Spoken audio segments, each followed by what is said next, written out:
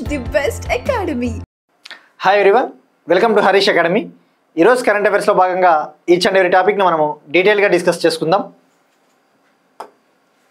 ఇవాళ మన first topic gig workers కోసం కర్ణాటక ఒక బిల్ని పాస్ చేసింది. మనకి ఎగ్జామ్ పాయింట్ ఆఫ్ వ్యూలో గిగ్ వర్కర్స్ గురించి తెలుసుకోవాలి. గిగ్ వర్కర్స్ అంటే ఎవరు, అసలు గిగ్ వర్కర్స్ కోసము ఏవైనా రాష్ట్రాలు ఇటువంటి బిల్స్ తీసుకొని వచ్చాయా అని చెప్పేసి మనం తెలుసుకోవాలి. ఫస్ట్ గిగ్ వర్కర్ అంటే ఇక్కడ మీరు ఇమేజ్లో చూస్తే గిగ్ వర్కర్ ఇక్కడ జొమాటో డెలివరీ బాయ్స్ ఉన్నారు. గిగ్ అంటే ఒక ఇన్ఫార్మల్ టెంపరీ జాబ్ అని చెప్పవచ్చు. అంటే వీళ్ళు ఒక ఫ్రీలాన్సెస్ బేస్ పైన వర్క్ చేస్తూ ఉంటారు. వీళ్ళకి సోషల్ సెక్యూరిటీ ఉండదు, అంటే వీళ్ళకి భద్రత ఉండదు, వీళ్ళకి వేజ్ సెక్యూరిటీ ఉండదు, ఇంత శాలరీ కంపల్సరీ ఇవ్వాలి అని చెప్పేసి అటువంటి కండిషన్స్ అటువంటి నిబంధనలు ఏమీ లేవు. సో ఈ gig workers for example Zomato delivery boys, Swiggy delivery boys, లేదంటే ర్యాపిడో డెలివరీ బాయ్స్, ఇలాంటి గిగ్ వర్కర్స్ ఇండియాలో చాలా ఎక్కువ మంది ఉన్నారు. ముఖ్యంగా నీతి ఆయోగ్ అంచనాల ప్రకారము 2029-30 కల్లా 2029-30 కల్లా ఇండియాలో 23.5 మిలియన్ గిగ్ వర్కర్స్ ఉండబోతా ఉన్నారు అని చెప్పేసి నీతి ఆయోగ్ ప్రకటించింది. According to Niti Aayog estimations by 2029-30 there will be around 23.5 million gig workers in the country. మరి అలాంటప్పుడు ఈ గిగ్ వర్కర్స్కి మనము సామాజిక భద్రత ఇవ్వాల్సిన అవసరం ఉంటుంది. చూస్తూ ఉంటాం గిగ్ వర్కర్స్ ఎక్కువగా ప్రాబ్లమ్స్ ఫేస్ చేస్తూ ఉంటారు. వాళ్ళకి హెల్త్ ఇష్యూస్ వస్తూ ఉంటాయి, వాళ్ళకి సొసైటీలో రెస్పెక్ట్ కూడా ఎక్కువ ఇవ్వరు, చాలా చిన్న చూపు చూస్తూ ఉంటారు. సో వీళ్ళకి ఈ సోషల్ సెక్యూరిటీ ఇవ్వడం కోసం ఇండియాలో తొలిసారిగా రాజస్థాన్ తొలిసారిగా గిగ్ వర్కర్స్ కోసము ఒక బిల్ని, ఒక చట్టాన్ని పాస్ చేసింది. అది గుర్తుపెట్టుకోండి. ఫస్ట్ స్టేట్ ఏది అంటే గిగ్ వర్కర్స్ కోసం రాజస్థాను. ఇప్పుడు కర్ణాటక కూడా ఒక బిల్ని పాస్ చేసింది. ఇక తెలంగాణ విషయానికి వస్తే కూడా తెలంగాణ గవర్నమెంట్ కూడా గిగ్ వర్కర్స్ కోసము ఒక బిల్లుని తీసుకొస్తా ఉన్నామని చెప్పేసి ఆ బిల్లుని ఏర్పాటు చేస్తూ ఉంది, ఆ బిల్లుని తయారు చేస్తూ ఉంది. ఇంకా అఫీషియల్గా చట్టం కాలేదు. ఇక ఇప్పుడు కర్ణాటక పాస్ చేసిన ఈ బిల్లు పేరేంటి? Karnataka platform based gig workers social security and welfare bill 2025.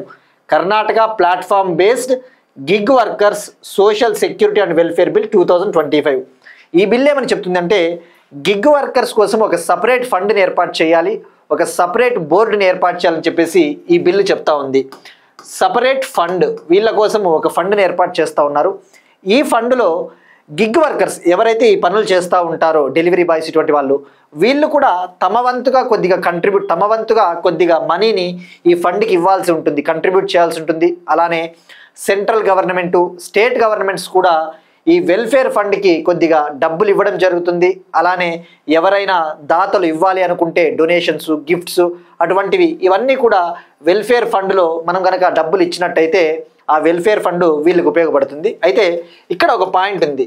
ఈ బిల్లు తెచ్చిన కర్ణాటక ఈ వెల్ఫేర్ ఫండ్లో 5%కి మించకుండా, ఫర్ ఎగ్జాంపుల్ ఈ ఫండ్లో 100 రూపాయలు ఉన్నాయనుకుంటే ఆ 100 రూపాయలలో 5 రూపాయలకు మించకుండా ఈ యొక్క వెల్ఫేర్ బోర్డు ఏదైతే ఉందో వీళ్ళ కోసం ఏర్పాటు చేసే బోర్డు, ఆ బోర్డు యొక్క పరిపాలనా ఖర్చుల కోసం ఉపయోగిస్తారు. ఏదైతే ఈ ఫండ్లో ఒక 100 రూపాయలు ఉంది అనుకుంటే 5 రూపాయలకు మించకుండా ఆ ఫండ్ని administrative costs of the board కోసం ఉపయోగిస్తారు. ఆ విషయం గుర్తుపెట్టుకోండి. అంటే నాట్ మోర్ దాన్ 5%. ఇక మనకి గిగ్ వర్కర్స్ విషయానికి వస్తే ఇందాక చెప్పుకున్నట్టు రాజస్థాన్ ఫస్ట్ స్టేట్, ఇప్పుడు కర్ణాటక కూడా తీసుకొని వచ్చింది. ఇది గిగ్ వర్కర్స్కి సంబంధించిన ఇన్ఫర్మేషన్. అలానే ఒక వెల్ఫేర్ బోర్డు కూడా ఏర్పాటు చేస్తారంటూ ప్రకటించారు. ఇటువంటి మనం చదివేటప్పుడు కాన్సెప్ట్స్ మనకి ఎస్ఏ పాయింట్ ఆఫ్ వ్యూలో కూడా వెళ్ళిపోతాయి. ఇటీవల ఏపీ గ్రూప్ 1 మెయిన్స్ జరిగింది. ఆ ఏపీ గ్రూప్ 1 మెయిన్స్లో డైరెక్ట్గా గిగ్ ఎకానమీ గురించి ఒక క్వశ్చన్ అడిగాడు, ఎస్ఏ. సో ఇది ఈ బిల్లు గురించి మనకి ఎగ్జామ్ పాయింట్ ఆఫ్ వ్యూలో ఈ డేటా అవసరము. నెక్స్ట్ టాపిక్ ఒక బిల్లు గురించి. మనం ఇటీవల బిల్స్ గురించి ఎక్కువగా డిస్కస్ చేసుకుంటున్నాం. జన విశ్వాస్ 2.0 బిల్లు గురించి డిస్కస్ చేసుకున్నాం. ఇప్పుడు ఆన్లైన్ మనీ గేమింగ్ బిల్లు. ఇండియాలో ఈ ఆన్లైన్ మనీ గేమ్స్ ఎక్కువైపోతూ ఉన్నాయి. అంటే ఇప్పుడు betting games, rummy, card games ఆన్లైన్లో ఆడుతూ ఉంటారు. ఈ గేమ్స్ వల్ల చాలామంది బెట్టింగ్లో కూరుకుపోయి, అప్పుల్లో కూరుకుపోయి సూసైడ్స్ చేసుకుంటా ఉన్నారు అని చెప్పేసి ఈ గేమ్స్ని రెగ్యులేట్ చేయాలి, ఈ గేమ్స్ని బ్యాన్ చేయాలి అని చెప్పేసి ఒక బిల్లుని తీసుకురావడం జరిగింది. ఆ బిల్లుకి బోత్ హౌసెస్ లోక్సభ మరియు రాజ్యసభ ఆమోదం తెలిపాయి, అప్రూవల్ ఇచ్చాయి. ఇక ఆ బిల్లు పేరు వచ్చేసి the promotion and regulation of online gaming bill 2025. The promotion and regulation of online gaming bill 2025. ఈ బిల్లు ఆన్లైన్ గేమ్స్ని 3 రకాలుగా క్లాసిఫై చేస్తుంది. ఒకటి ఈ స్పోర్ట్స్, ఆన్లైన్ గేమ్స్ని 3 రకాలుగా వర్గీకరిస్తుంది. ఈ స్పోర్ట్స్, అలానే ఆన్లైన్ సోషల్ గేమ్స్, మరొకటి ఆన్లైన్ మనీ గేమ్స్. ఈ ఆన్లైన్ గేమింగ్ బిల్ ఏం చెప్తుందంటే, ఈ ఆన్లైన్ మనీ గేమ్స్ అంటే మనీకి ఆడే గేమ్స్ ఏవైతే ఉంటాయో, ఈ betting apps, betting games, rummy అటువంటివి, వాటిపైన కంప్లీట్గా బ్యాన్. అంటే ఇక వాటిని ఆడకూడదు. అలానే ఐటీ చట్టము, ఐటీ యాక్ట్ 2000 కింద, ఐటీ చట్టం 2000 కింద ఈ ఆన్లైన్ మనీ గేమ్స్ని మనం యాక్సెస్ కూడా చేయలేము. అంటే ఈ ఐటీ చట్టం ప్రకారము ఈ ఆన్లైన్ మనీ గేమ్స్కి వెళ్ళి మనము వాటిని ఆడలేము, అంత బ్యాన్ చేసింది ఈ బిల్లు. ఇక ఈ స్పోర్ట్స్ విషయానికి వస్తే, ఈ స్పోర్ట్స్ని ఎంకరేజ్ చేస్తుంది. ఈ స్పోర్ట్స్ అంటే మనము ల్యాప్టాప్లో గేమ్స్ ఆడుతూ ఉంటాం కదా, కార్ రేసులు అటువంటివి. ఈ గేమ్స్కి మాత్రము గవర్నమెంట్ ఆమోదం తెలిపింది. ఎందుకంటే మనం ఇప్పుడు చూస్తూ ఉన్నాము, ఇండియాలో ఒక టర్మ్ ఎక్కువగా వార్తల్లో ఉంది, ఆరెంజ్ ఎకానమీ. మొత్తం ప్రపంచం వైడ్ తీసుకున్నా కూడా ఆరెంజ్ ఎకానమీ ఎక్కువగా న్యూస్లో ఉంది. ఆరెంజ్ ఎకానమీ, దీన్నే క్రియేటివ్ ఎకానమీ కూడా అంటారు. అంటే ఏంటి, మన గేమ్ డెవలపర్సు, గేమింగ్సు, యానిమేషను, 3D రంగము, ఈ విజువల్ ఎఫెక్ట్స్, ఇటువంటి క్రియేటివ్ ఎకానమీ, మన సృజనాత్మకకు సంబంధించిన రైటింగ్ కావచ్చు, నావెల్సు, ఈ గేమ్స్, ఆన్లైన్ గేమ్స్, ఇవన్నీ కూడా ఆరెంజ్ ఎకానమీ కిందకు వస్తాయి. సో ఈ టర్మ్ గుర్తుపెట్టుకోండి. ఇటీవల ఆరెంజ్ ఎకానమీకి సంబంధించి waves summit, first international waves summit Mumbai, మహారాష్ట్రలో జరిగింది. ఇక ఈ స్పోర్ట్స్కి పచ్చ జెండా ఊపింది. అంటే ఈ స్పోర్ట్స్ ఆడవచ్చు. ఇక అలానే ఈ స్పోర్ట్స్ని ఒక లెజిటిమేట్ స్పోర్ట్, అంటే ఇది ఒక కాంపిటేటివ్ స్పోర్టు, ఇది అవసరం అని చెప్పేసి దీన్ని గుర్తించింది. అలానే ఆన్లైన్ సోషల్ గేమ్స్ అంటే ఏవైతే సమాజానికి హాని కలిగించవో, ఏవైతే బెట్టింగ్, మనీతో సంబంధం లేకుండా ఉండే గేమ్స్ ఉంటాయో వాటిని, ఫర్ ఎగ్జాంపుల్ చెస్ ఉంది, మనము చెస్ను కూడా ఆన్లైన్లో ఆడవచ్చు.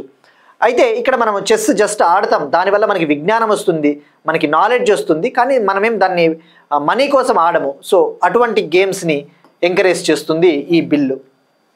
ఇక అలానే ఇంకా ఏమని చెప్తుందంటే, ఈ ఆన్లైన్ మనీ గేమ్స్కి సంబంధించి ఎవరైనా రూల్స్ని అతిక్రమిస్తే, those who violate rules regarding online money games, వాళ్ళకి జైలు శిక్ష, 3 ఏళ్ల వరకు జైలు శిక్ష. They can face imprisonment up to 3 years, 3 ఏళ్ల పాటు జైలు శిక్ష, లేదంటే 1 కోటి వరకు ఫైన్, 1 crore ఫైన్, లేదు అంటే కొన్ని కేసెస్లో 2 కూడా విధిస్తారు. 3 ఏళ్ల జైలు శిక్ష మరియు 1 కోటి రూపాయల fine.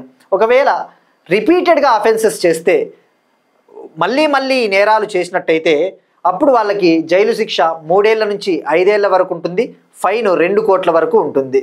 For repeated offences regarding these online money games, they can face imprisonment up to 3 or 5 years or fine up to 2 crore or both in some cases. ఇది మనకి ఆన్లైన్ మనీ గేమింగ్ బిల్కి సంబంధించిన information. అలానే ఈ online గేమ్స్ని, ముఖ్యంగా ఈ sports ఇటువంటి వాటిని promote చేయడం కోసము ఆన్లైన్ గేమింగ్ అథారిటీ, ఒక నేషనల్ లెవెల్లో, ఒక జాతీయ స్థాయిలో ఒక అథారిటీ, ఒక సంస్థను కూడా ఏర్పాటు చేస్తూ ఉన్నారు. ముఖ్యంగా ఈ స్పోర్ట్స్కి సంబంధించి ఇండియాలో ministry of youth affairs and sports, యువజన వ్యవహారాలు మరియు క్రీడల మంత్రిత్వ శాఖ ఈ స్పోర్ట్స్కి సంబంధించి పాలసీలు, గైడ్లైన్స్ను తయారు చేస్తుంది. ఆ పాయింట్స్ అన్ని మనకు గుర్తుపెట్టుకుంటే రేపు పొద్దున ఎగ్జామ్లో ఒకవేళ వాడు స్టేట్మెంట్స్ ఇచ్చినా కూడా మనకి హెల్ప్ అవుతుంది. నెక్స్ట్ వన్, ఇండియా చైనాకి సంబంధించి ఒక ఇష్యూ.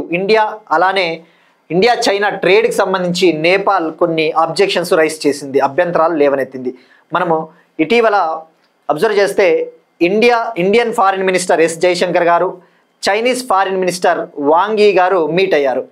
మీట్ అయినప్పుడు మనము ట్రేడ్ని పునః ప్రారంభించాలి, ఇండియా చైనా ఇరు దేశాల మధ్య మనము ఈ వాణిజ్యాన్ని మనము పునః ప్రారంభించాలి, we need to resume the trade అని చెప్పేసి అక్కడ ఒక నిర్ణయం తీసుకున్నారు. ఇప్పుడు ఆ వాణిజ్యాన్ని లిపులెక్ పాస్ ద్వారా, లిపులెక్ పాసు మరో 2 పాసెస్ ద్వారా ఈ ట్రేడ్ని కంటిన్యూ చేయాలని చెప్పేసి ఇండియా చైనా నిర్ణయం తీసుకున్నాయి. ఫస్ట్ మనం ఎప్పుడైనా ఒక ఇంటర్నేషనల్ రిలేషన్స్ చదివేటప్పుడు డైమెన్షన్స్ ఏమున్నాయో చూసుకోవాలా. ఎకనామిక్ డైమెన్షన్స్ ఏమున్నాయి అంటే ఆర్థిక రంగం పరంగా చూస్తే మనకి ఇండియా చైనా ట్రేడ్ తీసుకోవాలి ఫస్ట్. ఎందుకంటే ఇటీవల మీరు అబ్జర్వ్ చేస్తే యుఎస్ఏ ఇండియా పైన 50% టారిఫ్స్ వేసింది, 50% టారిఫ్స్. మరి అలాంటప్పుడు ఇండియాకి చైనాకి ట్రేడ్ ఎంత ఉంది, ఇండియాకి యుఎస్ఏకి ట్రేడ్ ఎంత ఉందో కూడా ఒకసారి తెలుసుకోవాలి. 2024-25లో ఇండియాకి చైనాకి ట్రేడ్ 127.7 బిలియన్. 2024-25లో ఇరు దేశాల మధ్య వాణిజ్యం 127.7 బిలియన్లు. అయితే మనకి చైనాతో ట్రేడ్ డెఫిసిట్ ఉంది, అంటే మనకి వాణిజ్య లోటు. మనం చైనా నుంచి ఎక్కువ దిగుమతి చేసుకుంటాం కానీ ఎక్కువ ఎక్స్పోర్ట్ చేయము. We import more from China rather than exports. మరి ఇండియా ఎక్స్పోర్ట్స్ ఎంత ఉన్నాయి? ఈ 127.7 బిలియన్లలో భారతదేశ ఎగుమతులు 14.25 బిలియన్ మాత్రమే. ఇక భారతదేశ దిగుమతుల విషయానికి వస్తే ఇండియాస్ ఇంపోర్ట్స్ 113.45 బిలియన్. అంటే మరి ట్రేడ్ డెఫిసిట్ ఎంత ఉంది ఇక్కడ? ట్రేడ్ డెఫిసిట్ సుమారుగా $99 బిలియన్ ఉంది 2024-25 సంవత్సరంలో. సో డెఫినెట్లీ గుర్తుపెట్టుకోండి ఈ పాయింట్స్. ఎందుకు చెప్తున్నానంటే మనము ప్రస్తుతానికి 2025-26 ఆర్థిక సంవత్సరంలో నడుస్తూ ఉన్నాము. వాడు రేపు పొద్దున్న మనకి ఈ ఇయర్లో ఏ ఎగ్జామ్స్ జరిగినా ట్రేడ్కి సంబంధించి 2024-25లో ఎంత ఉన్నిందనే ఇదే రెఫరెన్స్ ఇయర్గా తీసుకుంటాడు. సో ఇరు దేశాల మధ్య 127.7 బిలియన్ ఉంటే ట్రేడ్ డెఫిసిట్ మనకి ఉంది 99 బిలియన్స్. మనకి China second largest trading partner. ప్రస్తుతం భారతదేశానికి చైనా 2వ అతిపెద్ద వాణిజ్య భాగస్వామి. మరి ఫస్ట్ ప్లేస్ వచ్చేసి అమెరికా ఉంది. గత 4 ఏళ్ల నుంచి భారతదేశానికి అతిపెద్ద వాణిజ్య భాగస్వామి America. For consecutive 4th year USA remains India's largest trading partner. మరి ఇరు దేశాల మధ్య ఎంత ఉంది ట్రేడ్? 2024-25లో ఇండియాకి యుఎస్ఏకి ట్రేడ్ సుమారుగా 131 బిలియన్లు ఉంది, 131 బిలియన్. అయితే మనకి అమెరికాతో వాణిజ్య లోటు లేదు, వాణిజ్యంగా మనం మిగులు పడే ఉన్నాము. We have trade surplus with America, not trade deficit. ఆ విషయం గుర్తుపెట్టుకోండి. ఈ 131 బిలియన్ ట్రేడ్లో మనం సుమారుగా 86.5 బిలియన్లు ఎక్స్పోర్ట్ చేసినాం మనము అమెరికాకి. 2024-25లో మనము 86.5 బిలియన్ విలువైన ఎగుమతులు మనం చేశాము. అంటే మనము అమెరికాతో మిగులు పడి ఉన్నాము. We have trade surplus. So ఈ పాయింట్స్ మాత్రం చాలా కీలకము. ఎకానమీ సర్వే చదివినా బడ్జెట్లు చదివినా మనకి ఈ పాయింట్లే ఉంటాయి. ఇక ఇప్పుడు మనకి ఎకనామిక్ డైమెన్షన్ అయిపోయింది. Now will move to geographical dimension. ఇప్పుడు ఏం చెప్తా ఉంది అసలు? లిపులెక్ పాస్ ద్వారా మరియు నాతులా పాసు, షిప్కిలా పాస్ ద్వారా మనము ట్రేడ్ని కొనసాగిద్దామని చెప్పేసి ఇండియా చైనా నిర్ణయం తీసుకున్నాయి. అయితే ఇక్కడ నేపాల్ మాత్రము ఆ లిపులెక్ పాసు అది మా ప్రాంతము అని చెప్పేసి నేపాల్ చెప్తోంది. ఫస్ట్ ఈ లిపులెక్ పాస్ ఎక్కడ ఉంది? ఇక్కడ మీరు అబ్జర్వ్ చేస్తే లిపులెక్ పాస్ ఇది ఉత్తరాఖండ్లో ఉంటుంది. ఉత్తరాఖండ్ మన స్టేట్ అయిన ఉత్తరాఖండ్లో ఉంది. ఇక్కడ మీరు అబ్జర్వ్ చేస్తే లింపియాదురా అనే ఒక పాస్ ఉంది. లింపియాదురా అనే ఒక పాస్ ఉంది. కలపాని అనే ఒక ప్రాంతం ఉంది. కలపాని అనే టెరిటరీ ఇది ఎక్కువగా న్యూస్లో ఉంటుంది. ఈ కలపాని టెరిటరీ కూడా ఉత్తరాఖండ్లో ఉంటుంది. అయితే నేపాల్కి బార్డర్ కాబట్టి ఈ నేపాల్ ఏమంటుంది? కలపాని ప్రాంతము, లిపులెక్ పాసు, లింపియాదురా ప్రాంతం ఇవి మా ప్రాంతాలు అని చెప్పేసి చెప్తా ఉంటే ఇండియా మాత్రము లేదు, మీరు హిస్టారికల్గా మీరు చూడండి ఇవి మా ప్రాంతాలే అని చెప్పేసి ఇండియా చెప్తా ఉంది. ఇండియాకి చైనాకి 1954 నుంచి 1954 నుంచి కూడా ఈ లిపులెక్ పాస్ ద్వారా ట్రేడ్ కొనసాగుతూ ఉంది. మా ప్రాంతాలని చెప్పేసి మనం చెప్తా ఉన్నాం. ఇవి మన ప్రాంతాలు అన్న విషయం గుర్తుపెట్టుకోండి. సో మనకి జాగ్రఫీలో కలపాని టెరిటరీ ఎక్కడ ఉంది? లిపులెక్ అంటే ఉత్తరాఖండ్. ఇక షిప్కిలా పాసు, నాతులా పాస్ ద్వారా కూడా మనం వాణిజ్యాన్ని కొనసాగిద్దామని చెప్పేసి చెప్పాయి ఇండియా చైనా. మరి షిప్కిలా పాస్ ఎక్కడ ఉంది? షిప్కిలా పాసు హిమాచల్ ప్రదేశ్. షిప్కిలా పాస్ మీరు ఇక్కడ అబ్జర్వ్ చేస్తే హిమాచల్ ప్రదేశ్లో ఉంది. ఇక నాతులా పాస్ మీరు అబ్జర్వ్ చేస్తే సిక్కింలో ఉంది. అయితే ఈ 3 పాసెస్కి ఒక ప్రాముఖ్యత ఉంది, ఒక significance. Shipki La pass, Nathula pass, అలానే లిపులెక్ పాస్ ద్వారా మనము మౌంట్ కైలాష్ని చేరుకోవచ్చు. మనం డిస్కస్ చేసుకున్నాం. టిబెట్లో కైలాస్ మానస్ సరోవర్ యాత్ర జరుగుతుంది. మౌంట్ కైలాస్ ఉంటుంది. ఇది హిందువులకి, బుద్ధులకి, జైనులకి ఒక ప్రముఖ ఆధ్యాత్మిక క్షేత్రము మౌంట్ కైలాసు. మానస సరోవర దగ్గర ఉంటుంది, మానస సరోవర సరస్సు దగ్గర. మరి ఆ మౌంట్ కైలాస్ని చేరుకోవాలి అంటే హిమాచల్ ప్రదేశ్లోని షిప్కిలా పాసు, నాతులా పాస్ ద్వారా, అలానే మన ఈ లిపులెక్ పాస్ ద్వారా రీచ్ అవ్వచ్చు. ఆ విషయం గుర్తుపెట్టుకోండి. ఇక ఇండియాకి చైనా విషయానికి వస్తే గాల్వన్ టెరిటరీ వివాదం కూడా ఉండింది. 2020లో గాల్వన్ టెరిటరీ అని చెప్పేసి ఈ లడఖ్లో మనకి ఇప్పుడు ఫర్ ఎగ్జాంపుల్ ఇది లడఖ్ అనుకుంటే ఇది అక్షయ్ చిన్ ఉంటుంది. ఇక్కడ గాల్వన్ అనే ఒక వ్యాలీ ఉంటుంది, గల్వన్ వ్యాలీ. 2020లో ఇండియాకి చైనాకి మధ్య ఈ గాల్వన్ వ్యాలీకి సంబంధించి కాల్పులు కూడా జరిగాయి. సో గాల్వన్ వ్యాలీ ఎక్కడ ఉంది అంటే లడఖ్. ఇక అలానే మీరు అబ్జర్వ్ చేస్తే ఇక్కడ డోక్లాం పాస్ కూడా ఉంది. మనం ఆల్రెడీ డిస్కస్ చేసుకున్నాం. డోక్లాం పాసు ఇది సిక్కింలో ఉంటుంది. డోక్లాము భూటాన్కి, చైనాకి, ఇండియాకి మధ్య ఒక ట్రై జంక్షన్ పాయింట్. ఇవన్నీ కూడా జాగ్రఫీలో వెళ్ళిపోతాయి. ఇండియాకి, చైనాకి, భూటాన్కి ట్రై జంక్షన్ పాయింటే డోక్లాం. అది ఎక్కడ ఉంది అంటే సిక్కిం. సో ఇవి మనకి పాయింట్స్ జాగ్రఫీ పాయింట్ ఆఫ్ వ్యూలో.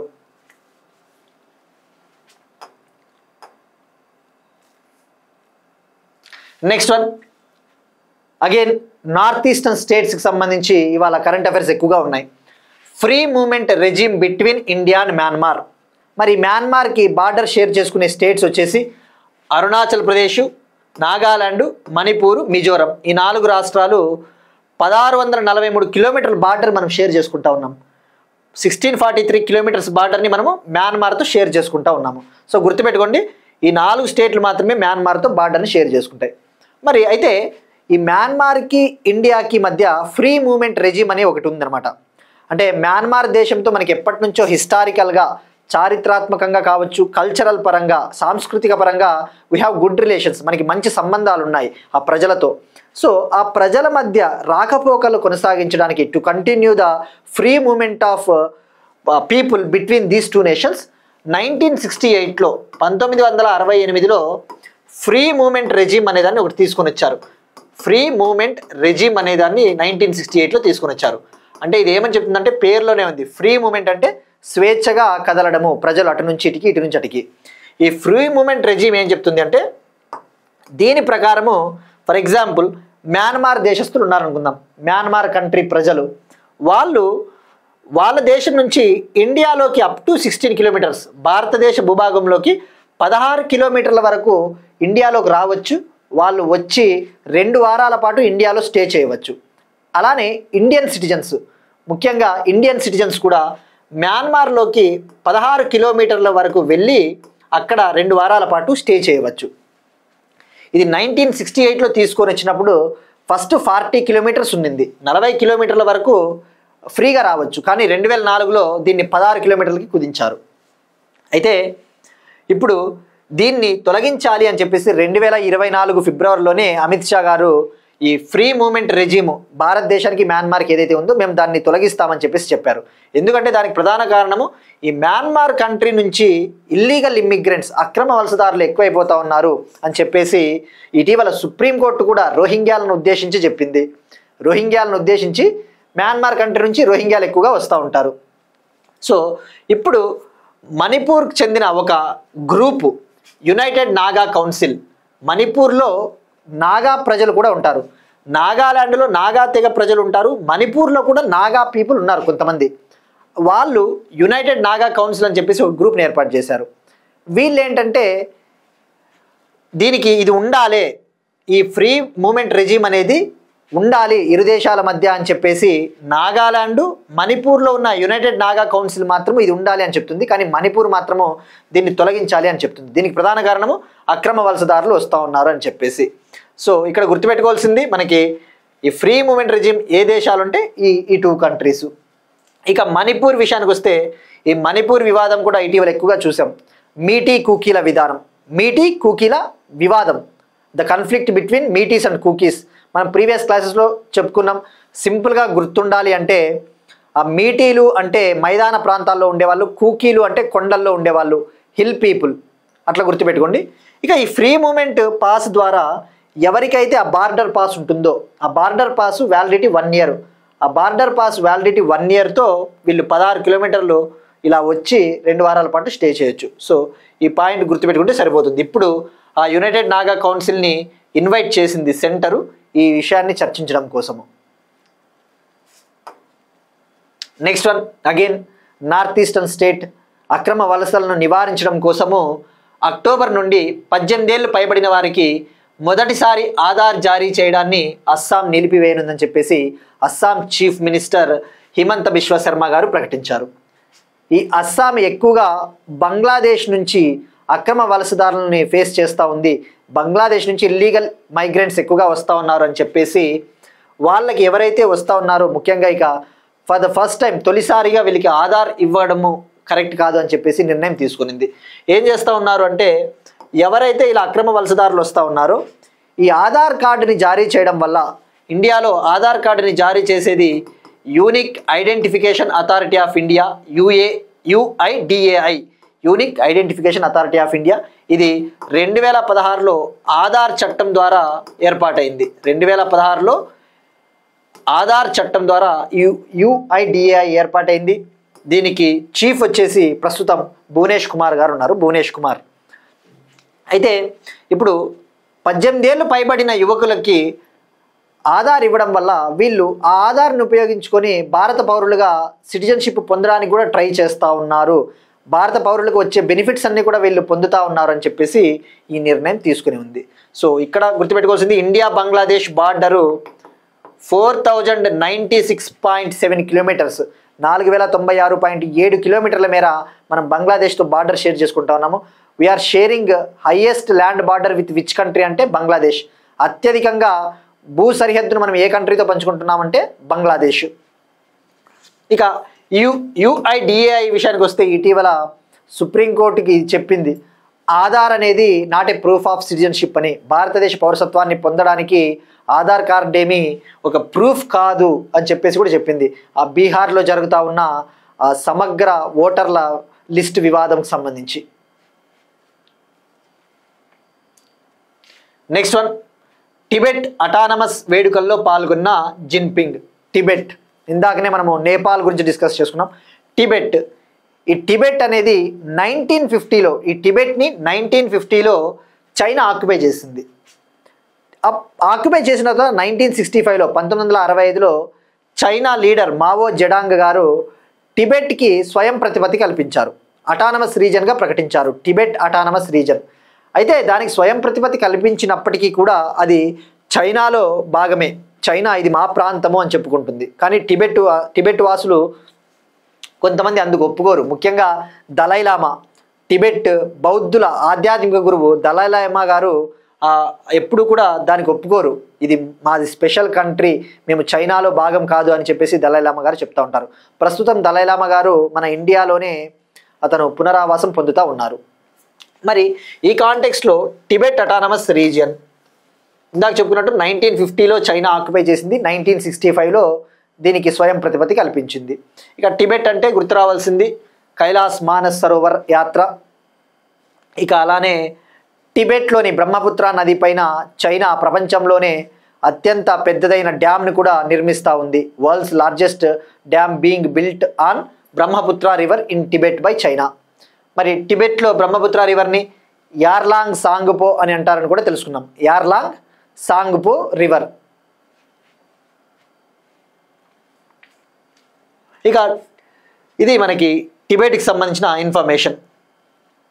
ఇక టిబెట్ అడ్మినిస్ట్రేటివ్ క్యాపిటల్ వచ్చేసి లాసా. టిబెట్ రాజధాని లాసా. ఆ టిబెట్లో పొటాలా ప్యాలెస్ అని ఒకటి ఉంటుంది. పొటాలా ప్యాలెస్. ఆ పొటాలా ప్యాలెస్ అనేది దలైలామా గారికి శీతాకాల విడిది అట. అంటే వింటర్లో ఆయన వచ్చి అక్కడ విడిది చేస్తారు.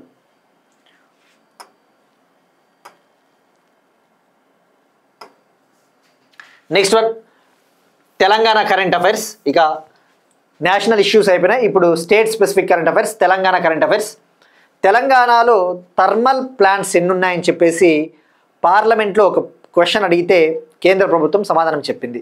తెలంగాణలో థర్మల్ ప్లాంట్ల ఉత్పత్తి సామర్థ్యము 11,000 మెగావాట్లు ఉందని చెప్పేసి గవర్నమెంట్ సమాధానం ఇచ్చింది. ఇక్కడ థర్మల్ ప్లాంట్స్ అంటే మనకి కోల్, బొగ్గు ఆధారిత విద్యుత్ ఉత్పత్తి ప్లాంట్లు. ఇండియాలో జూన్ 2025 నాటికి 485 గిగావాట్ల టోటల్ ఇన్స్టాల్డ్ కెపాసిటీ ఉంది. భారతదేశంలో జూన్ 2025 నాటికి మొత్తం విద్యుత్ ఉత్పత్తి సామర్థ్యము 485 గిగావాట్లు. అందులో కోల్ వాటా వచ్చేసి 45.65 సంథింగ్, 45%, సుమారుగా 45% కోల్ వాటానే ఉంది. అంటే మన ఇండియాలో మన విద్యుత్ ఉత్పత్తిలో ఇప్పటికీ కోల్ ఎంత డామినెంటో ఇక్కడ అర్థమవుతుంది. ఇక తెలంగాణ విషయానికి వస్తే తెలంగాణలో ప్రస్తుతం 9 థర్మల్ ప్లాంట్స్ ఉన్నాయట. 9 థర్మల్ విద్యుత్ కేంద్రాలు 11,042 మెగావాట్ల విద్యుత్ను ఉత్పత్తి చేస్తూ ఉన్నాయి. 11.042 గిగావాట్ పవర్ని ప్రొడ్యూస్ చేస్తూ ఉన్నాయి. ఈ 9 థర్మల్ పవర్ ప్లాంట్స్, ఇందులో ఈ 9 థర్మల్ విద్యుత్ కేంద్రాలలో ఎన్టీపీసీ ఆధ్వర్యంలో 4,200 మెగావాట్ల సామర్థ్యం ఉన్న 2 ప్లాంట్లు ఉన్నాయట. సింగరేణి ఆధ్వర్యంలో 1,200 మెగావాట్ల సామర్థ్యం ఉన్న ప్లాంట్లు నడుస్తూ ఉన్నాయట. ఇక మిగిలిన 5,642 మెగావాట్ల సామర్థ్యం ఉన్న 6 ప్లాంట్లు తెలంగాణ జెన్కో ఆధ్వర్యంలో సాగుతూ ఉన్నాయి. అంటే ఇక్కడ దీన్ని బట్టి ఈ 9 ప్లాంట్లలో 6 ప్లాంట్లని తెలంగాణ జెన్కో డిపార్ట్మెంటే నిర్వహిస్తూ ఉంది, మేనేజ్ చేస్తూ ఉంది. Next one, Andhra Pradesh current affairs. Andhra Pradesh cabinet కొన్ని కీలకమైన నిర్ణయాలు తీసుకునింది. అందులో ఒకటి, AP circular economy and waste recycling పాలసీకి క్యాబినెట్ ఆమోదం తెలిపింది. AP circular economy and waste recycling policy 2025 నుంచి 2030 ఈ పాలసీకి ఆమోదం తెలపడం జరిగింది. దీని ముఖ్య ఉద్దేశం సర్క్యులర్ ఎకానమీని ప్రమోట్ చేయడం. మనం వేస్ట్ ఏదైతే ఉంటుందో, ఫర్ ఎగ్జాంపుల్ ఎలక్ట్రానిక్ కాంపోనెంట్స్ ఏవైతే ఉంటాయో, ఫర్ ఎగ్జాంపుల్ మొబైల్ ఉందనుకోండి, ఆ మొబైల్ని మనము ఆ పని పాతది అయిపోయిన తర్వాత మనము లేదంటే యూజ్ చేయము. కానీ అలా కాకోకుండా లైక్ కంప్యూటర్ పార్ట్స్ ఇవన్నీ కూడా వాటిని మనము రీయూజ్ చేసి, రీసైక్లింగ్ చేసి రీయూజ్ చేస్తే దాన్నే సర్క్యులర్ ఎకానమీ అంటారు. Reduce, reuse, recycle. దీనివల్ల మనకి వేస్ట్ అనేది తగ్గుతుంది మన ఎన్విరాన్మెంట్లో. ఇప్పుడు ఈ సర్క్యులర్ ఎకానమీ పాలసీకి ఆమోదం తెలపడం జరిగింది. సో ఇక్కడ ఇయర్ గుర్తుపెట్టుకోండి, 25 to 30. ఇక అలానే Andhra Pradesh government official language commission పేరు కూడా మార్చడం జరిగింది.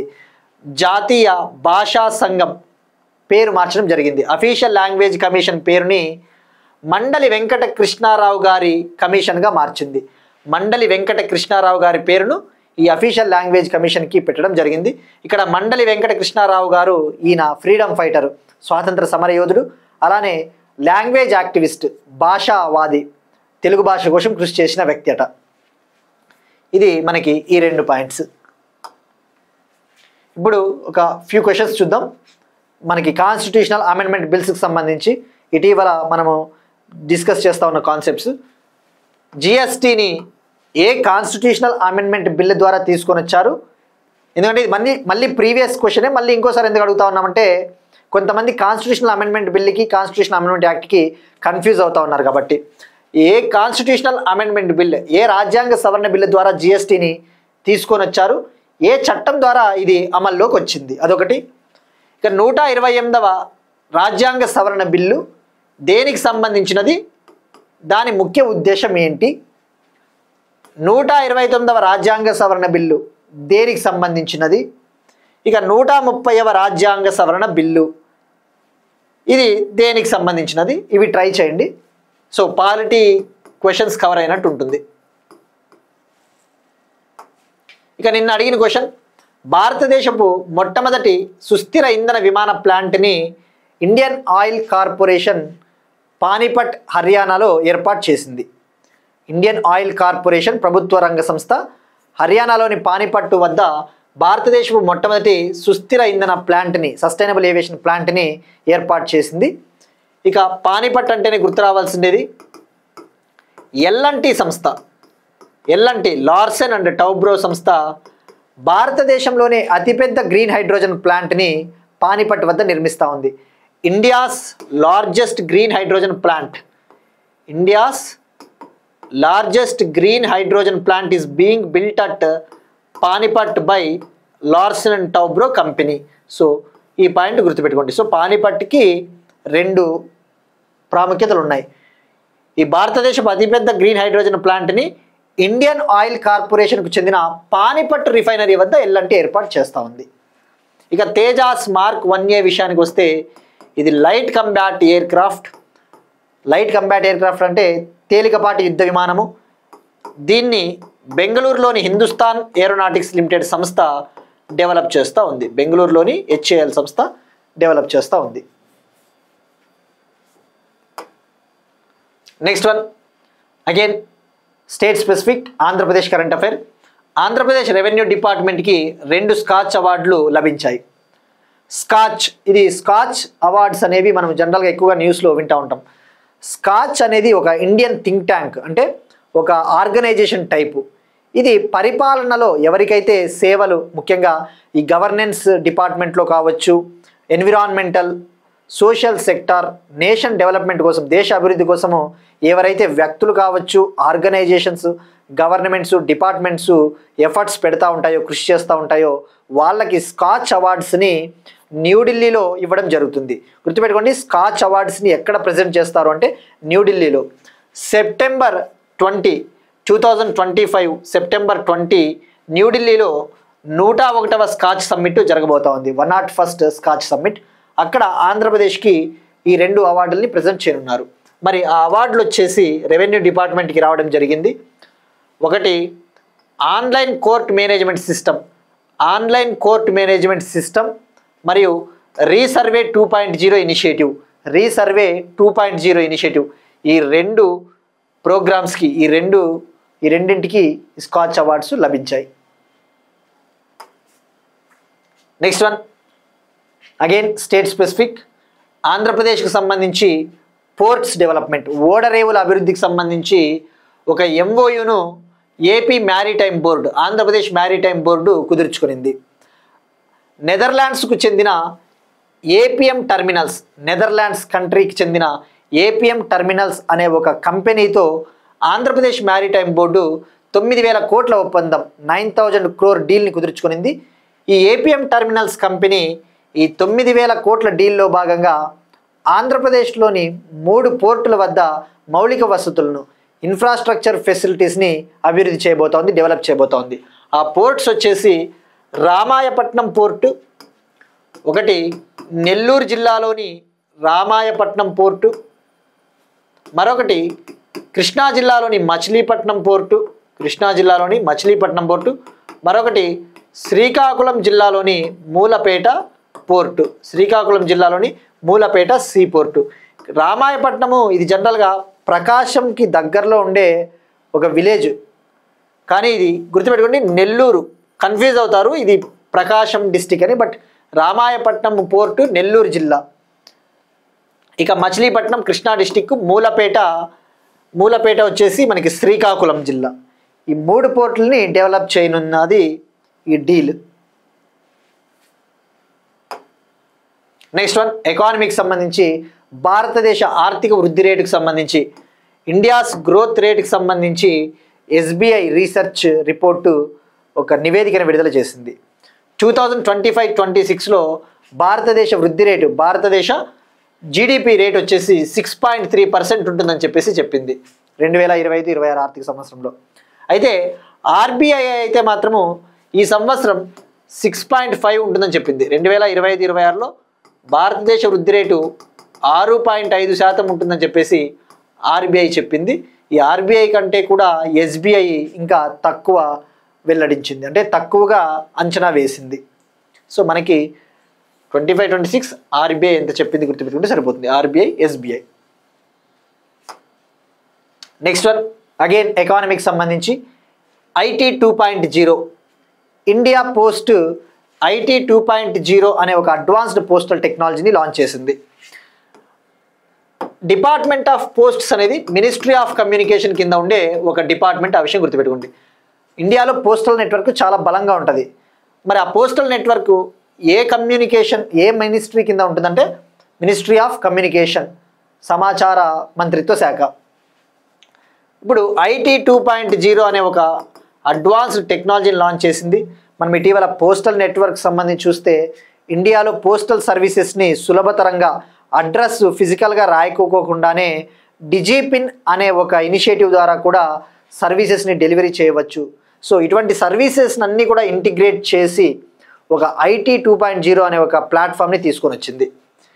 ఈ ఐటీ 2.0లో ఏం చేయబోతా ఉన్నారంటే దీన్ని ఉపయోగించి మనము ఫర్ ఎగ్జాంపుల్ ఏవైనా పోస్ట్ ఆఫీసెస్కి వెళ్తే అక్కడ మనకి క్యూఆర్ కోడ్ను ఉపయోగించి పేమెంట్స్ చేయవచ్చు. స్కానర్స్ను ఉపయోగించి ఇండియాలో ఉన్న ఏ పోస్ట్ ఆఫీస్కి పోయినా, చిన్న చిన్న పోస్ట్ ఆఫీసెస్కి పోయినా గతంలో క్యూఆర్ కోడ్ పేమెంట్ నెట్వర్క్స్ ఉండేవి కాదు.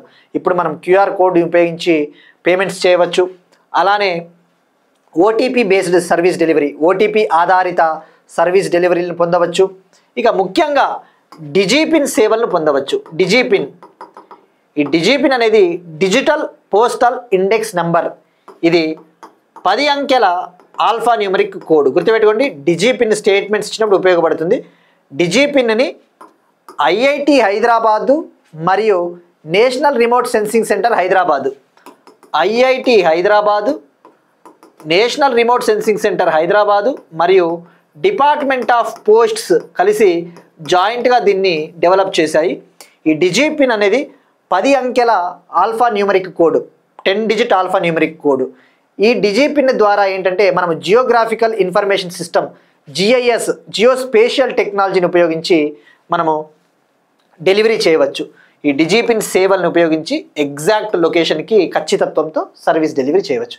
ఇది ఐటీ 2.0. గుర్తుపెట్టుకోండి, ఐటీ 2.0 అనేది మేఘరాజ్ 2.0 క్లౌడ్ ప్లాట్ఫామ్ పైన నడుస్తుంది. ఈ మేఘరాజ్ 2.0 క్లౌడ్ ప్లాట్ఫామ్ అనేది ఇది ఒక డేటాబేస్ లాంటిది. గవర్నమెంట్కి సంబంధించిన ఏ సర్వీసెస్, ఐటీ సేవలు పొందాలి అంటే ఒక డేటాబేస్, క్లౌడ్ డేటాబేస్ ఉండాలి. ఇది గవర్నమెంట్ ఆఫ్ ఇండియాకు చెందిన మేఘరాజ్ 2.0 క్లౌడ్ పైన దీని సేవలు అందుతాయి. Next one, 18th international olympiad on astronomy and astrophysics. నిన్ననే మనం డిస్కస్ చేసుకున్నాం. 18వ ఒలింపియాడ్ ఆస్ట్రానమీ ఆస్ట్రోఫిజిక్స్ ముంబైలో వర్చువల్గా ప్రధానమంత్రి నరేంద్ర మోడీ గారు లాంచ్ చేశారు. ఇందులో 64 దేశాలకు చెందిన 300 మంది హై స్కూల్ స్టూడెంట్స్ పాల్గొన్నారు అని చెప్పేసి ఇజ్రాయెల్ని ఇక భవిష్యత్ ఖగోళ శాస్త్రానికి సంబంధించిన ఒలింపియాడ్ల నుంచి అఫీషియల్గా సస్పెండ్ చేయడం జరిగింది అని చెప్పేసి కూడా నిన్న తెలుసుకున్నాం. ఇప్పుడు ఇందులో ఇది నిన్న ముగిసింది ఈవెంట్. ఇందులో ఇండియాకు 4 గోల్డ్ మెడల్స్, 1 సిల్వర్ మెడల్ సాధించిందట. 4 gold medals, 1 silver medal India సాధించింది. ఈ ఒలింపియాడ్ని నిర్వహించింది Homi Bhabha centre for science education సంస్థ, Homi Bhabha centre for science education సంస్థ, ముంబై. నెక్స్ట్ వన్, అపాయింట్మెంట్స్, వ్యక్తులు. బాక్సింగ్ ఫెడరేషన్ ఆఫ్ ఇండియా ప్రెసిడెంట్గా వరుసగా 3వసారి అజయ్ సింగ్ గారు సెలెక్ట్ అయ్యారు. బాక్సింగ్ ఫెడరేషన్ ఆఫ్ ఇండియా ప్రెసిడెంట్గా for 3rd consecutive term Ajay Singh got reelected. ఇక స్పోర్ట్స్ విషయానికి వస్తే US open mixed doubles 2025, US open mixed doubles 2025. US open అనేది ఒక టెన్నిస్ టోర్నమెంట్. ఈ టెన్నిస్ టోర్నమెంట్లో జనరల్గా మనకి సింగిల్స్ విభాగాలు ఉంటాయి, డబుల్స్ విభాగాలు ఉంటాయి, మిక్స్డ్ డబుల్స్ విభాగాలు ఉంటాయి. అంటే మిక్స్డ్ డబుల్స్ ఏంటంటే వాళ్ళు స్పెషలిస్ట్లే ఆడతారు.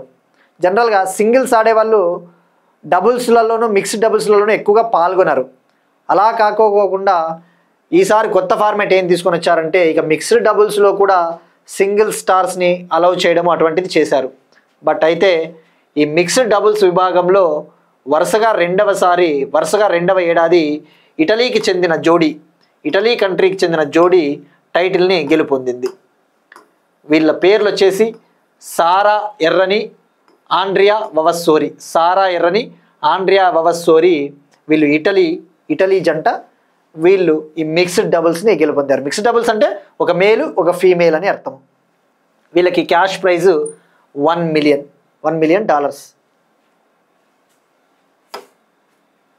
నెక్స్ట్ వన్, అగైన్ స్పోర్ట్స్కి సంబంధించి women's Asia cup hockey tournament, మహిళల ఆసియా కప్ హాకీ టోర్నమెంటు ఈ సంవత్సరం సెప్టెంబర్ 5 నుంచి 14 వరకు చైనాలోని హాంగ్జూ సిటీలో జరగనుంది. ఇందులో ఇండియా మహిళల హాకీ టీంకి కెప్టెన్గా సలీమా టీటే ఈమె కెప్టెన్గా వ్యవహరిస్తూ ఉంది. అయితే ఇక్కడ ఈ ఆసియా కప్ ఉమెన్స్ ఆసియా కప్ హాకీలో ఎవరైతే గెలుపొందుతారో ఈ సంవత్సరం, వాళ్ళు డైరెక్ట్గా నెక్స్ట్ ఇయర్ జరగబోయే మహిళల హాకీ వరల్డ్ కప్కి అర్హత సాధిస్తారు. ఈ కంట్రీ ఇప్పుడు ఈ ఆసియా కప్లో గెలిచే టీం ఏదైతే ఉందో, గెలిచే టీం డైరెక్ట్గా 2026 FIH ఉమెన్స్ హాకీ వరల్డ్ కప్కి డైరెక్ట్గా క్వాలిఫై అవుతారు.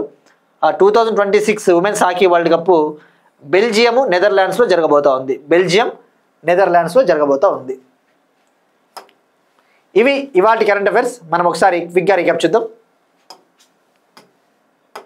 గిగ్ కార్మికుల బిల్లుకు కర్ణాటక అసెంబ్లీ ఆమోదం. ఆన్లైన్ గేమింగ్ బిల్లుకు both parliament houses got approved. Lipulekh pass ద్వారా వాణిజ్యాన్ని పునః ప్రారంభించనున్న భారత్ చైనా. ఇండియా మ్యాన్మార్ల మధ్య ఫ్రీ మూమెంట్ రెజ్యూమ్. అక్టోబర్ నుండి 18 ఏళ్ళు పైబడిన వారికి మొదటిసారి ఆధార్ జారీ చేయడాన్ని నిలిపేయనున్న అస్సాం. టిబెట్ అటానమస్ వేడుకల్లో పాల్గొన్న చైనా అధ్యక్షుడు జిన్పింగ్. తెలంగాణలో థర్మల్ ప్లాంట్ల ఉత్పత్తి సామర్థ్యం 11,000 మెగావాట్లు. AP circular economy and waste recycling policy 2025-30కు క్యాబినెట్ ఆమోదం. ఆంధ్రప్రదేశ్ రెవెన్యూ డిపార్ట్మెంట్కు 2 స్కాచ్ అవార్డులు. 3 ఓడరేవులను అభివృద్ధి చేయడానికి Andhra Pradesh maritime board APM terminals 9,000 కోట్ల ఒప్పందం. 2025-26లో భారతదేశ వృద్ధి రేటు 6.3% ఉంటుందని SBI రీసెర్చ్ నివేదిక. అడ్వాన్స్డ్ పోస్టల్ టెక్నాలజీ IT 2.0ని లాంచ్ చేసిన ఇండియా పోస్ట్. 18వ international olympiad on astronomy and astrophysics. Boxing federation of India ప్రెసిడెంట్గా Ajay Singh. US open mixed doubles winners Sara Errani, Andrea వవస్సోరి Italy జంట. మహిళల ఆసియా కప్ హాకీ టోర్నమెంట్కు భారతదేశానికి కెప్టెన్గా వ్యవహరించనున్న Salima. That's it. These are today's current affairs. We'll meet you again tomorrow, and thank you everyone.